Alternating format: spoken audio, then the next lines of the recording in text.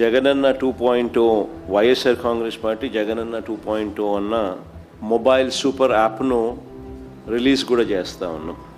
ఈరోజు ఏం జరుగుతూ ఉంది అని అంటే, సోషల్ మీడియాలో మన వాళ్ళు పోస్ట్ చేసిన కంటెంట్ను ఇష్టం వచ్చినట్టుగా డిలీట్ చేసేయడము, డిలీట్ చేసేదానికి ఇష్టం వచ్చినట్టుగా కుట్రలు పన్నడము, ఇవన్నీ జరుగుతూ ఉన్న నేపథ్యంలో మనమే ఒక యాప్ తీసుకొని వచ్చి ఒక ప్లాట్ఫామ్ క్రియేట్ చేస్తూ ఉన్నాం.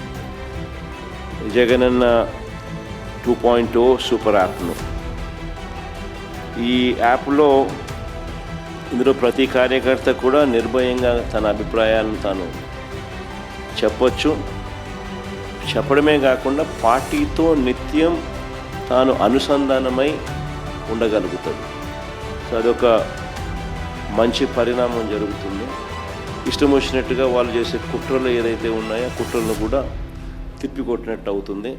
ప్లస్ మన వాళ్ళందరికీ కూడా పార్టీలో ఉన్న చిన్న కార్యకర్త నుంచి సెంట్రల్ ఆఫీస్ దాకా ప్రతి నాయకుడు కూడా, నియోజకవర్గ స్థాయి నుంచి రాష్ట్ర స్థాయి దాకా ప్రతి నాయకుడితో కూడా కార్యకర్తలు కూడా అనుసంధానమై కూడా ఉంటాడు.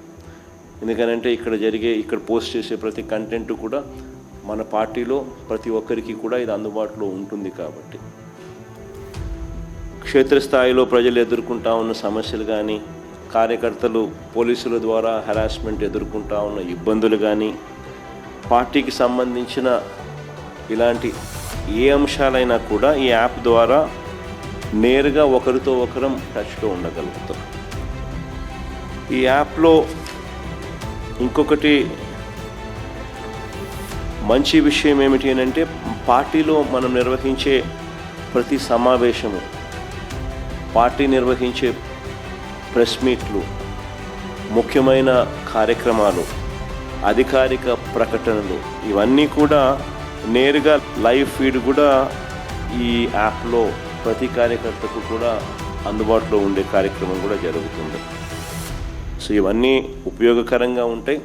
ఫ్యూచర్లో కూడా ఇంకా ఈ యాప్ను ఇంకా కొంత బలపరుస్తూ, కార్యకర్తలు ఏదైనా ఇబ్బందులు పడినా కూడా ఇబ్బంది పడ్డ కార్యకర్తకు తోడుగా ఉండే కార్యక్రమం కూడా రాబోయే రోజుల్లో ఈ యాప్ ద్వారా ఉపయోగపడుతుంది. మన డిజిటల్ డైరీ కూడా మన పార్టీకి సంబంధించి ఎవరైనా కూడా ఎక్కడైనా ఈ పోలీస్ హెరాస్మెంట్ వల్ల కానీ ఇంకొకరి హెరాస్మెంట్ వల్ల కానీ నష్టపోయిన ప్రతి కార్యకర్త కూడా డిజిటల్ డైరీలో ఏ రకంగా అయితే తాను నమోదు చేస్తూ ఉన్నాడో ఆ డిజిటల్ డైరీని కూడా దీంట్లోకి అనుసంధానం కూడా చేస్తాం.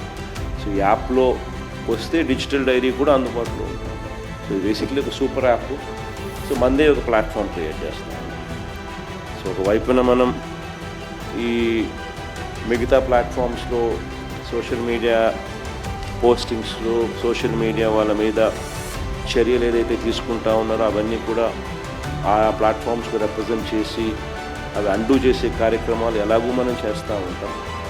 ఆ ప్లాట్ఫామ్సే కాకుండా ఈ ప్లాట్ఫామ్ ఒక సూపర్ ప్లాట్ఫామ్ కింద ఎవరూ ఆపలేని విధంగా మనం ఒక సూపర్ యాప్ను మన ప్లాట్ఫామ్ కింద మనం తీసుకొచ్చుకుంటా ఉన్నాం. సో మన ప్రతి కార్యకర్త కూడా పార్టీతో నిత్యం అనుసంధానమై ఉంటాడు దీని ద్వారా.